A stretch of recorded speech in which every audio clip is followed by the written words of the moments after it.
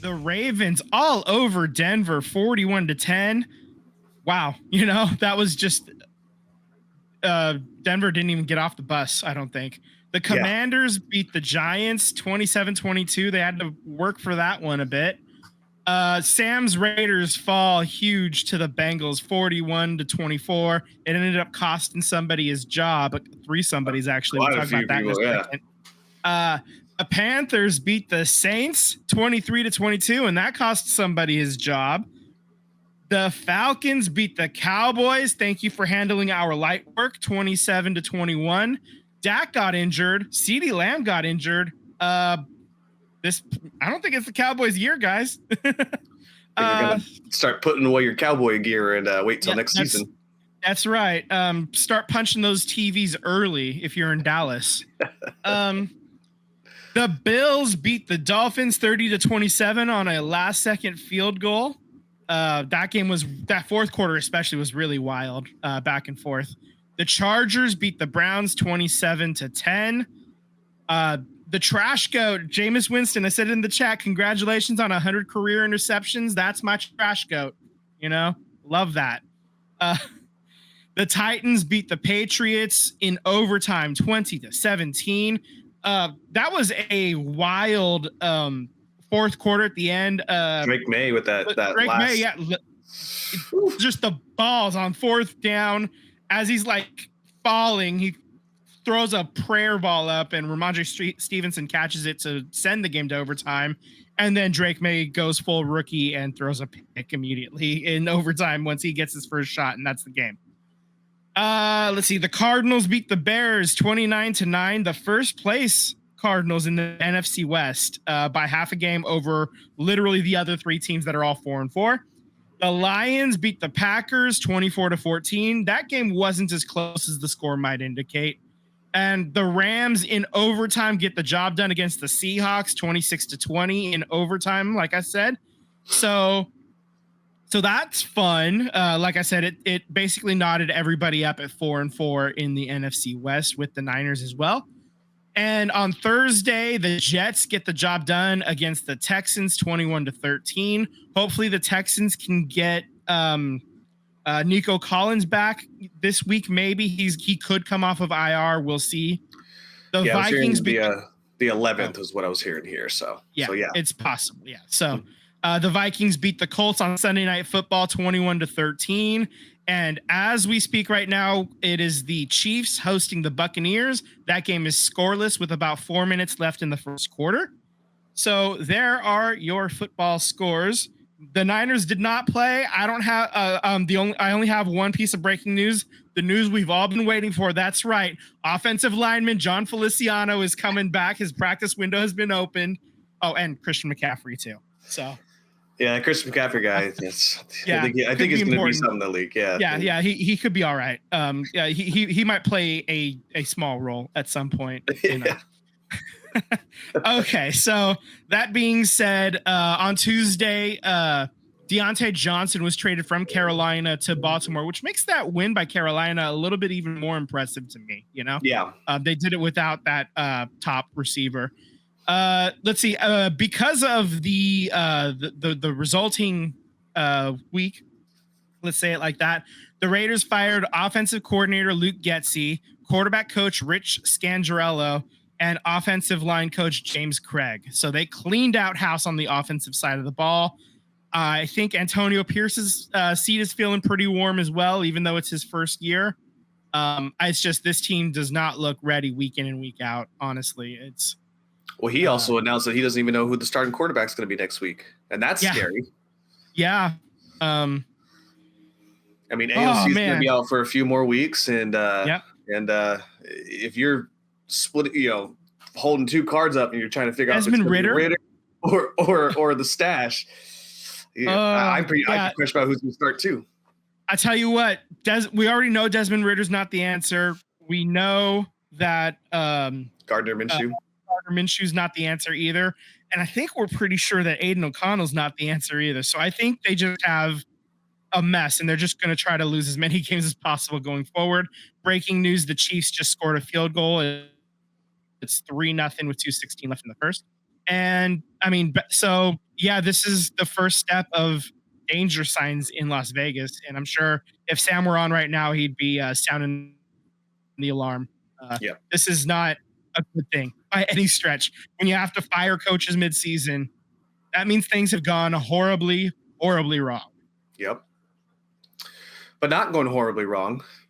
The Eagles get the win 28-23 against Doug Peterson's homecoming against the Jacksonville Jaguars. That game had some of the craziest. Go ahead. Just shout out Raiders by OC Nation. Hey, thanks OC for jumping in. And clearly, I'm not the Raiders guy. I'm the Niners guy, but I'm trying to fake it for a little bit there. And it like I said, it's not good. Back to your Eagles. That game had so many highlights, from the iconic leap over the defender backwards move from Saquon Barkley to the one-handed grab by Smitty to pretty much seal that game as far as scoring points goes. I mean, the Nakobe Dean stretched out interception to end the game. It had a lot of things that I honestly can tell you. This offense is rolling.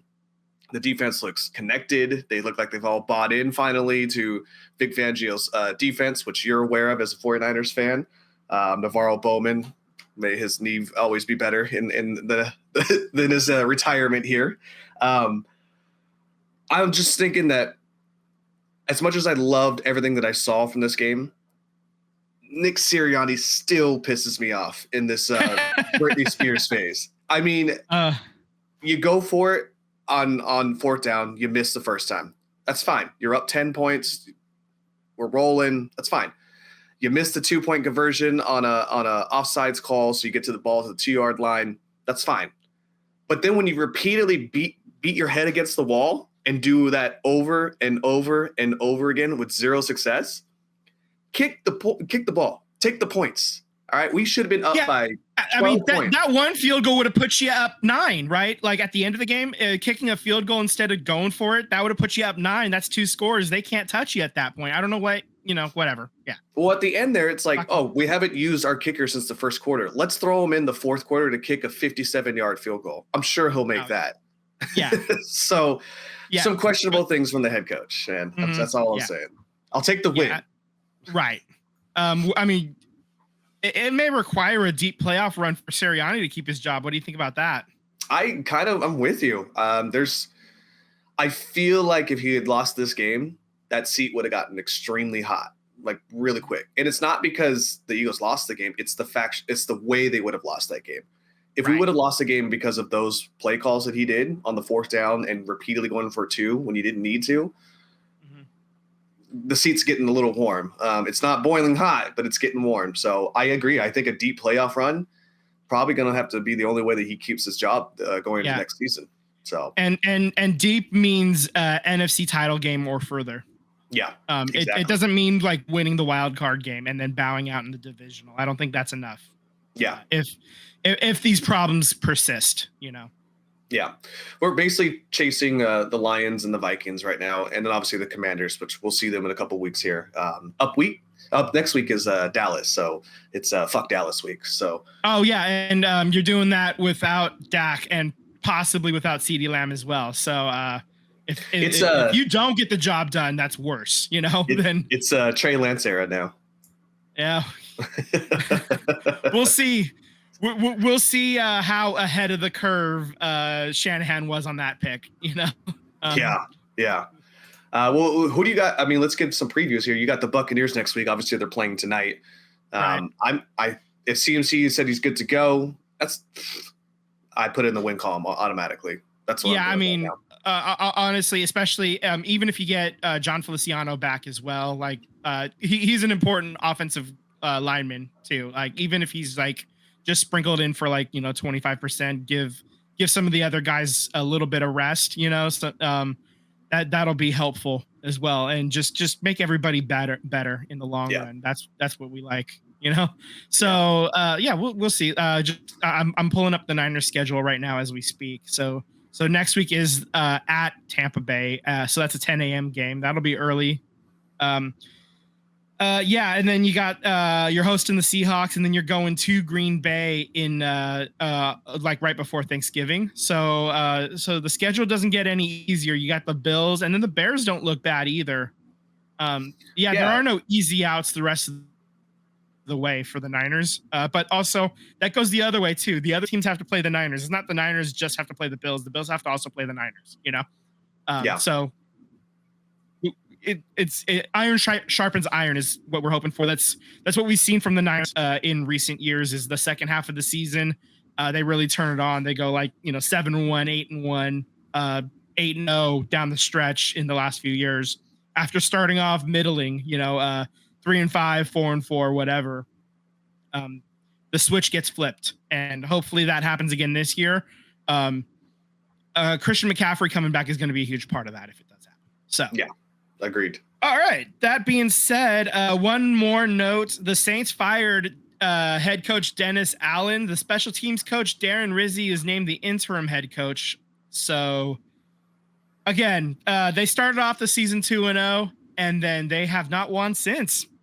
Yeah, So, injury bugs have been just torturing this team, whether it be Carr being out or Olave. Mm-hmm. Even with Carr being and Carr hasn't played it particularly well either when he has been in, so the writing was kind of on the wall at the start of the season. I'm not even in like they made a little bit of a late push last year to get back into playoff contention, but didn't quite get the job done, didn't quite make the playoffs. So that's the only reason why he was even brought back, I think, was because they showed a little bit of life at the end there. But there's just no life basically since the 2-0 start. And now they're in prime position for a top pick in next year for the draft. So we'll see who loses worse going forward. Is it the Raiders? Is it the Jaguars? Is it the Saints? We'll find out. I fully believe it's going to be a 1-2-3 quarterback situation going to next year's draft. I fully believe that. I don't know if that kid out of Michigan, the running back, if he's going out, but if he is, I think he's in his sophomore season, so I don't think he's going out yet. But yeah. So Papa G in the chat asking about special teams coach. I find that they do that a lot. Actually, they find not necessarily the offensive coordinator or the defensive coordinator. They'll find somebody else. So like Pierce was the linebackers coach last year for the Raiders when they fired what's his bucket douchebag from New England. Anyway, McDaniels. Yeah. So I mean that happens a lot. Does it count if the Raiders made their special teams coach the head coach and then fired him? Right. Yeah, I don't know, man. So they do that because they want to keep some level of consistency on like the two main pieces of the team where possible. Yeah. The Raiders fired the offensive coordinator, so they kind of threw that out the window. But yeah, so that's why you grab like the special teams coordinator or like an offensive line coach or defensive line coach. I remember when the Niners hired Jim Tom Sula for that one game after they fired Harbaugh, the first time they hired Jim Tom Sula, and they ended up winning that one game, and it cost us like four spots in the draft or something like that.